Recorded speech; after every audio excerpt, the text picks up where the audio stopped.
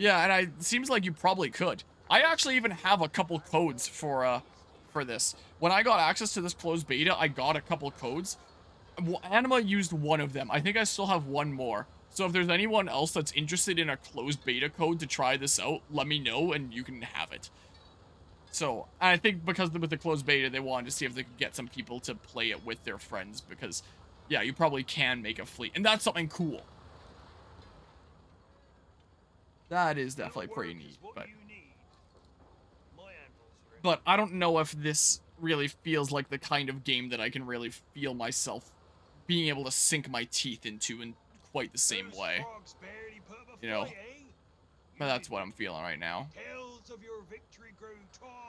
And is this a game that is actually going to have like a minor story / ending final boss or something like that? Or is that going to be more of a side objective compared to the overall world? Because if I do a full playthrough of this game when it comes out, what constitutes that full playthrough? Do I eventually beat it? Do I just play it and showcase it for a while until I'm like, yeah, I think I'd like to move on and play something else? Or is that going to work?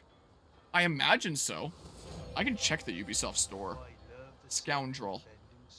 Oh, I can click the store page for Skull and Bones here. There are currently no DLCs for this game. Oh, okay. Guess that was looking at the closed beta there. Where's the search thing? Am I dumb? Am I blind? Or is there just no search bar here to search for? I guess, wait, this is home? Is this not the store? What is this? I guess hovering over it won't tell me. I guess that's my games. Has Assassin's Creed Rogue always had that background? That looked pretty cool. This is the store, the shop thing. Hold on. I don't really need this open right now. I assume it's normal full price thing. Let's look it up, because I know that pre-orders are apparently open for it. Yeah, Skull and Bones. Premium edition. You gotta love that with games nowadays. Do you want game, or do you want game expensive edition? Yeah, so that's full priced. Different with premium. Come on. Come on. What the heck was that? Who knows? Wait. You can... We're really at this stage in capitalism where you can start financing your games? Are you shitting me? No, I'm not subscribing. Oh, God. Discover editions? Play up to 3 days early with Ubisoft Plus or the Premium Edition. If you shell out more money, you can play it early. Well, enter the perilous world of Skull and Bones. A co-op pirate open-world action RPG experience. Become the most infamous pirate kingpin. Fun action adventure. This feels kind of out of place. Maybe if there was more tags, it'd feel more fitting. Why is it so laggy? Is it just because I'm running this game and streaming? Man, my throat is so dry after today. This is basically like a 12-hour stream. Far too expensive for you. Yeah. Editions. What even are they? Pre-order now and get the Highness of the Sea pack. This looks like something that came straight out of Watch Dogs Legion. And wackiness with that game there. I had such mixed feelings about that game. I think I felt more negative things than positive about it. Pre-order now and get the Highness of the Sea pack. Includes a notoriety garb and the coronation firework. So if you spend, what was it, like $40 more? It's, oh no, that's not the edition thing. That's just pre-ordering, where you get this stuff. It is starting to hurt to talk about. I probably won't be going too much longer. Editions. Standard edition, base game. Expensive edition. Please spend more, yeah. That's something that I don't really like about so much of the modern gaming industry. Is when studios will release games where it's like standard edition, premium edition, ultimate edition, or something like that. And it's just little things that they shove in to try and incentivize people to spend more on the exact same thing with a tiny little smidge more or some exclusive perks. It's, yeah. If you get the premium edition, which is what, like $40 more, an extra... That was $120, right? Whereas the base game was $80. So pay an extra 50%. You got 3 days early access, premium bonus pack, 2 extra missions, art book / soundtrack, smuggler pass token. Yeah, that's I mean, I've seen stuff like this with the games before, especially with like Ubisoft games. Play up to 3 days early with Ubisoft Plus or with the Premium Edition. I don't even know what Ubisoft Plus is. Do I want to find out? Premium bonus pack. Includes the Ballad of Bloody Bones collection with the Bloody Bones captain outfit. I don't know why I find that so amusing to read. It sounds like the kind of thing that you'd read in like, or that you'd hear in some sort of piratey kids commercial. Where if you're in the early 2000s, if you're early in the morning watching some YTV or something like that, this commercial comes on and it's advertising some action figure where it's like, it includes the Ballad of Bloody Bones collection with the Bloody Bones captain outfit. That sounds like the kind of thing that you'd hear on a kid's commercial from the early 2000s. An Ashen Corsair ship set with 11 different ship vanity items. Ah, that might just sell me. 2 extra missions. Includes 2 extra missions. The Ashen Corsair. Follow the trail of a legendary cursed ship. Complete the mission and unlock the Ashen Follower's crew outfit. Bloody Bones Legacy. Uncover the truth behind a pirate legend. Complete the mission and unlock the Death's Hand pet. You know, in my opinion, when it comes to microtransactions, DLCs, and stuff with games, I do like it when games do genuinely make something after the fact that really is an additional thing to an already long completed game. Like one good example of that would be Tales of Arise, where, oh, was there an update for that started downloading? The recent DLC that came out for that. This game came out 2 years ago, and then they just released recently a DLC expansion. Where do you find the DLC on Steam anymore? The heck? Scarlet Nexus bundle? What are these sound effects that are playing? Oh, and there's the I have friends who accept me.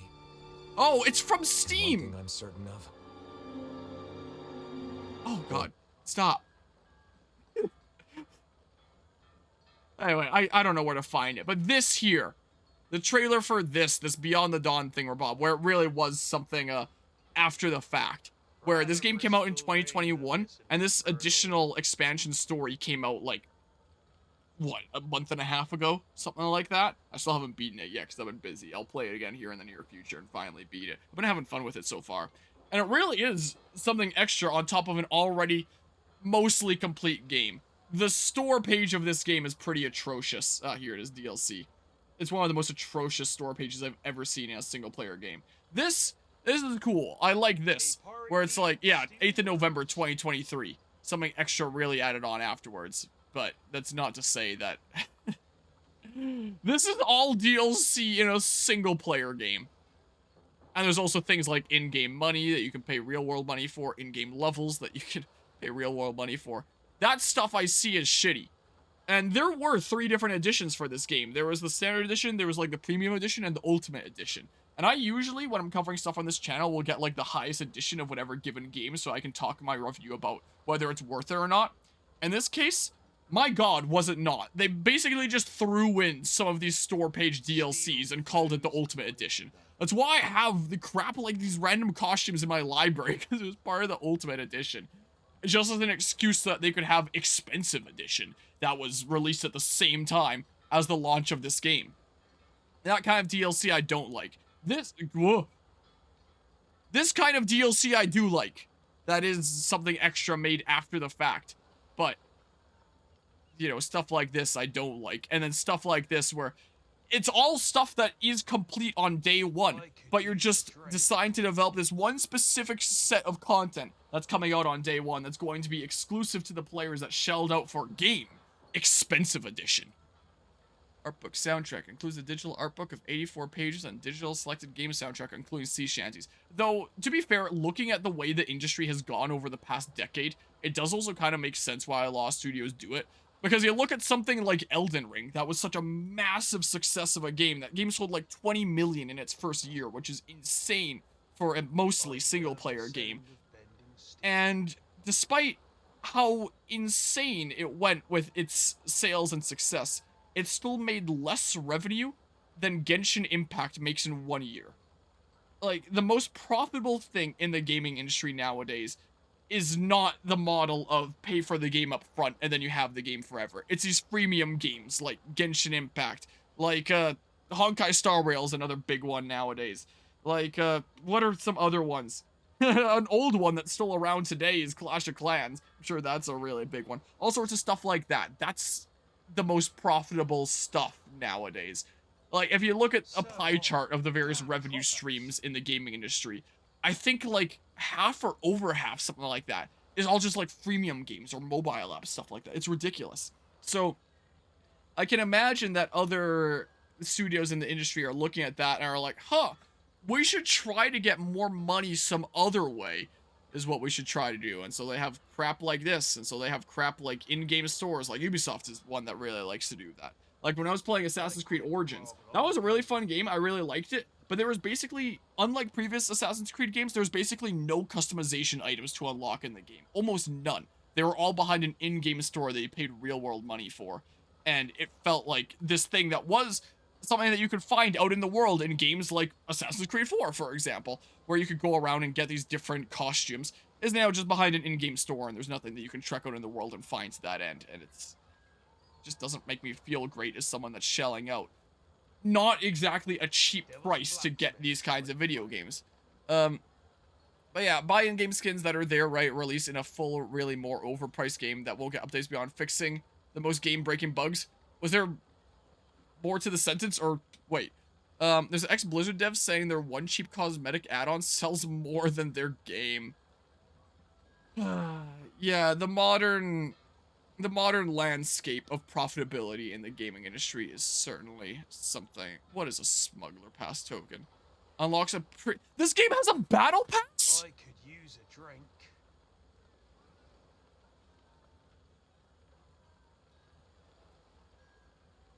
You know, I don't drink, but I think I agree with that guy. Oh my god.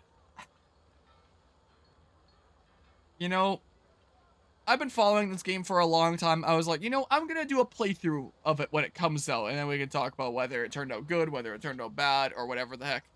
But seeing all this, if I'm going to be completely honest, it just kind of kills my motivation to really get into it. I might still just pick up the base game and play it a little bit when it comes out and cover it and stuff, but I don't know if I can really see this as the kind of thing that I get into long term. Because I really like playing single player games nowadays. I like playing things that have a definitive start and end, and then I can move on to the next adventure. This seems more like it's meant to play into the multiplayer aspect, and hey, that's great for those that are into that. It's maybe not my cup of tea, but great for those that want to be really into that and continue to grow in like this multiplayer space.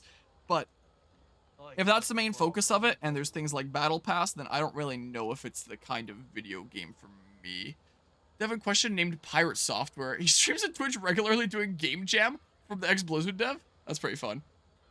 That's cool. And then this is the Ubisoft Plus thing. Oh, so it's just... Oh, maybe it's not financing the game. It's just subscribe to Ubisoft Plus. And you get access to their library of games. It's 20 bucks a month. It's not exactly super cheap. Play 3 days early with Ubisoft Plus or Premium Edition. Oh, is this the trailer for the Premium Edition? Hold on, I want to see this. Oh my god. So laggy here. Probably because I'm running the game while also streaming. Let's just imagine that this is running in a better frame rate. The Ballad of Bloody Bones collection.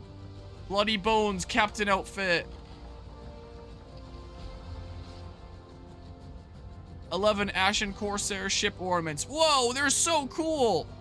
This really makes me want to spend an extra $40. Whoa, it says Vengeance. Holy shit. Play 2 extra missions. Ashen Corsair. Exclusive reward crew outfit. Ashen Followers. The people in the crew looked very different outfit-wise from one another. If there was a recurring theme there, I could not see it. Exclusive reward pet. Death's Hand. Smuggler Pass token unlocks Premium Battle Pass. Redeemable on season of your choice. You only get like 1? Is there some in-game way to get more? It's probably... I bet you. I would bet money on this Smuggler Pass token. It's just like the Premium Battle Pass for whatever season. And once the seasons get underway for the Battle Pass, you can shell out real-world money to get access to the the premium pass in any given thing. So that isn't like a get the premium edition and then you always have access to the special battle pass. It's just here's one token where you get one and you probably have to shell out more real world money for more. Just like the game soundtrack.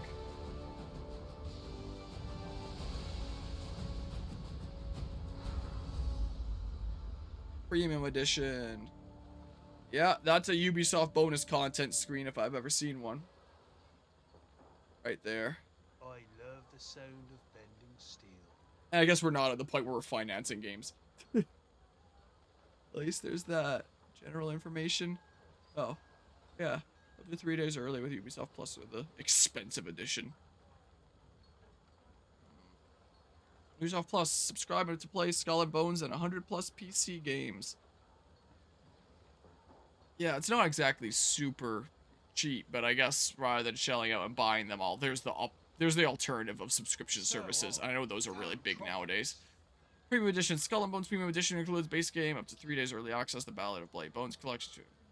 Yeah, Smuggler Pass token unlocks a premium battle pass and additional content, usable when new seasons release. You must have reached Infinity Tier Buccaneer to unlock the missions. Internet connection required. Digital artwork and soundtrack will be available upon game release. From the most infamous pirate, Kingpin. What the heck is this guy? Base Cutthroat Pirate Hunter's Deadly... Oh. Steel flows in my... Base Cutthroat Pirate Hunter's Deadly Sea Monsters. Oh, there's sea monsters in this game? That's pretty cool. Vertical weather, dangerous rogue waves, supernatural threats, and more as you explore a vast open world. These are really cool backgrounds and stuff. I really like the art. Customize your ship to match your playstyle. Craft and sail up to 10 different ships at launch, each with different... So they're going to add some more later?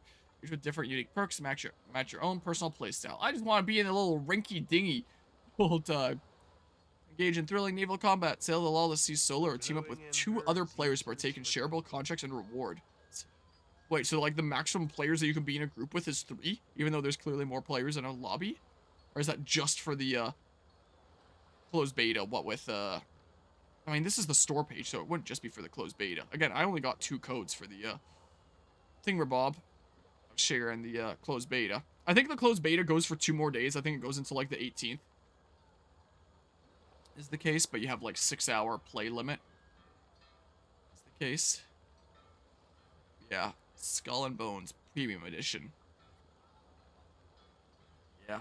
And it seems like it is going to be a very multiplayer-based game with a battle pass. If it's going to be such a multiplayer-based battle pass kind of game, does it really need the upfront cost?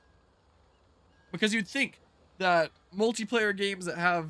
I mean, I guess there are some that have that model. I think Overwatch is paid, right? Or no, they made it free with Overwatch 2? I don't play Overwatch, so I don't know this thing.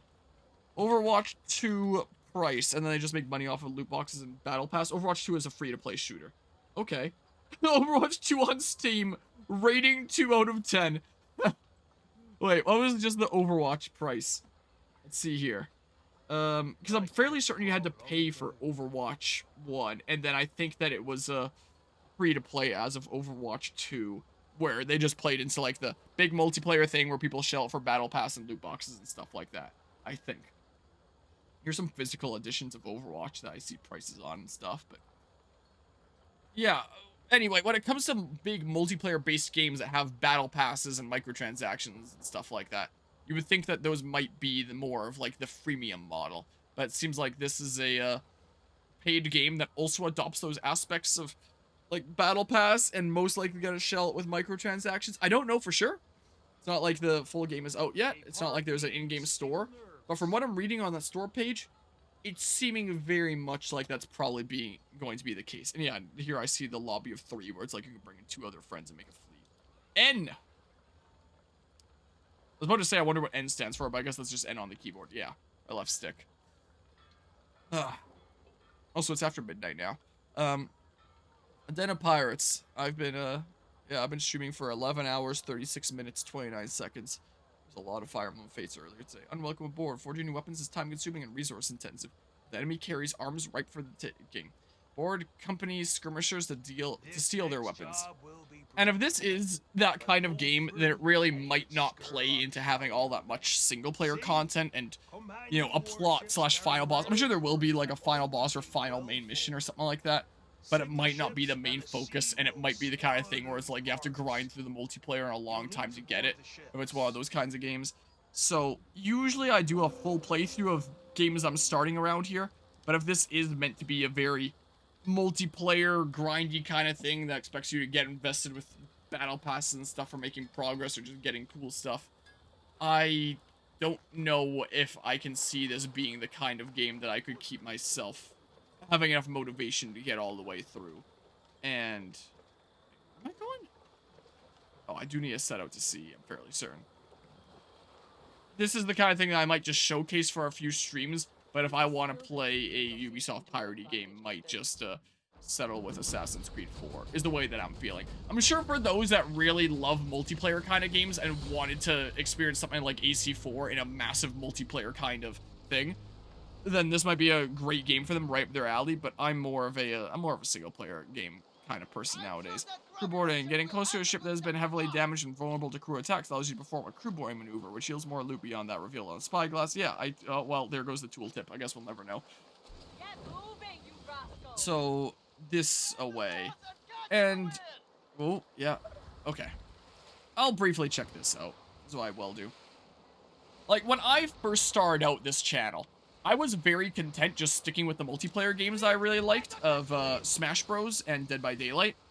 Or also just, if I was doing playthroughs, typically things that I already had like some sort of an established connection to. Stuff that I was already really passionate about. And I didn't really try new things all that much. But nowadays, I kind of pride myself on how many games I do around here. What with being able to get all these new experiences that I've never had before. Like, one of the ones that I experienced for the first time recently, that's been out for a long time, is the Metal Gear series. I recently got through Metal Gear Solid 2, and I was like, wow, that was really cool. I really quite like that game. And I love being able to take the time to start a game, get through it to the end, it's finished, and then move on to the next adventure that I've never experienced before, and continue to broaden my experiences with the gaming industry and its history, and the different ways that I can analyze games. I think that's really fascinating.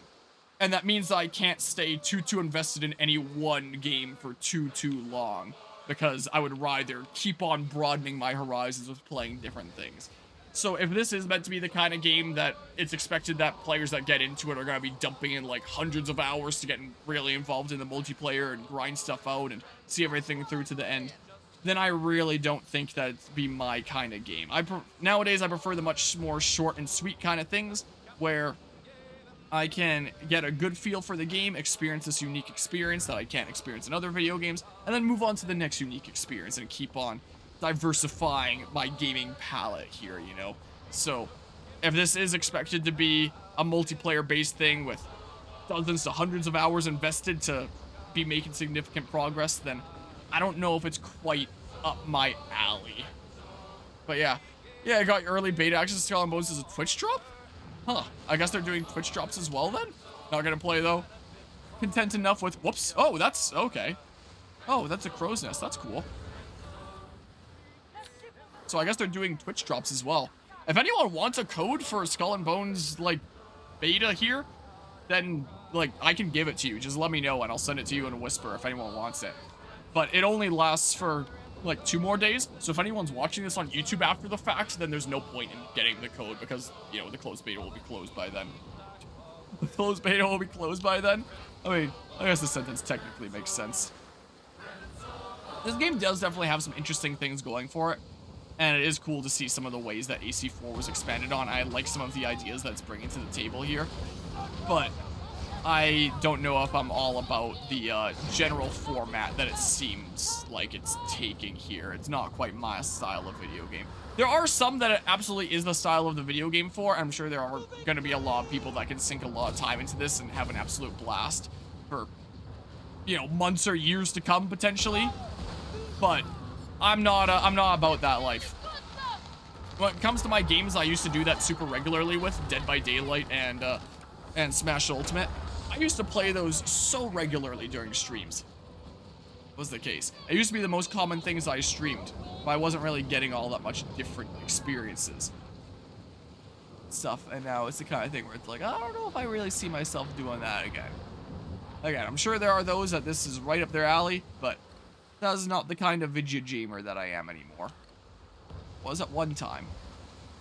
But nowadays I'd rather get as many different kinds of experiences as I can. Is what's going on.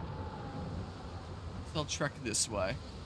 Oh yeah, speaking of Dead by Daylight, not last night, but the night before, I had a dream that I was streaming that game. I was playing Dead by Daylight as the killer. I wonder when the last time I streamed Dead by Daylight was. I played it for the first time in like a year and a half, 2 years? Semi-recently with Aniki, one of the channel mods that has been getting into streaming over the past few months, streaming a few games, but mostly Dead by Daylight. Where I joined her on one of her streams there for the first time in a while. But I guess that got me thinking about it, even though when I played with her was several weeks ago, and then literally 2 nights ago I had a dream that I was streaming it. Maybe it's a sign I should stream DVD. It is now installed to my computer again for the first time in forever. Maybe I should chill out from Skull and Bones and play like 2 rounds of DVD Killer and then call it a night. How many rosters, or how, I guess just how big the roster in DVD is now?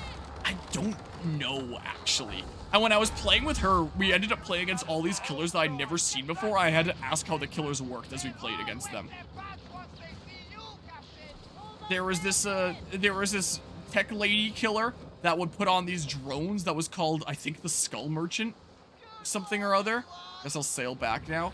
Where it's like, she knows when you're in the drone's range, and if you stay there too long, then the drones can shoot you. I don't know how that worked exactly, how long you need to be in the range, so I just kind of steered away from the drones. There was this, what the heck did I just take damage from? There was this guy that could teleport to lockers, and I was doing a locker build, so I would hop into lockers, then he would teleport to them, and he instantly catches me because of that, and I was like, oh, well, that sucks. I think we played against those 2. I know that there's other new killers since then, but those are the 2 new ones that we played against that I'd never seen before. Oh, and there was a different one that I didn't really see all that much of. They were more so dealing with it. I don't even remember what it was called. It was like some weird alien looking thing. It wasn't the alien. I know that the alien is now in Dead by Daylight as well as a killer. But it was some other weird alien looking thing. I don't even remember what it was called.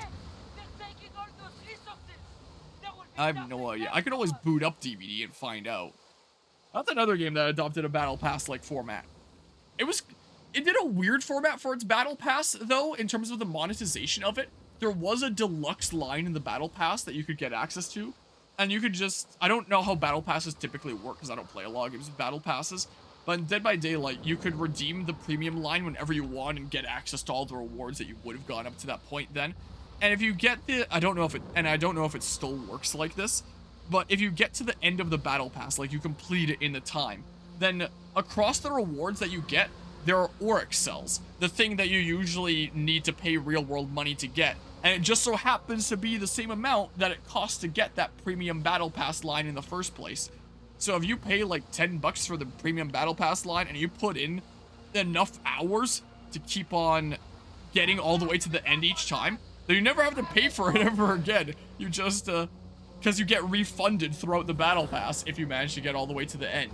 It was an odd format, but I guess I figured if it's incentivizing players to play so much that they are getting through to the end of the battle pass each time, and you have to play a shit ton to do that, then that's good. And even if they're not paying extra money on top of that, then it's keeping them as active players to the point that it makes it super worth it. I don't know, but it was an interesting format. I don't know if it's like that in other games with battle passes, because I try to not play games with battle passes. Where's my... This way.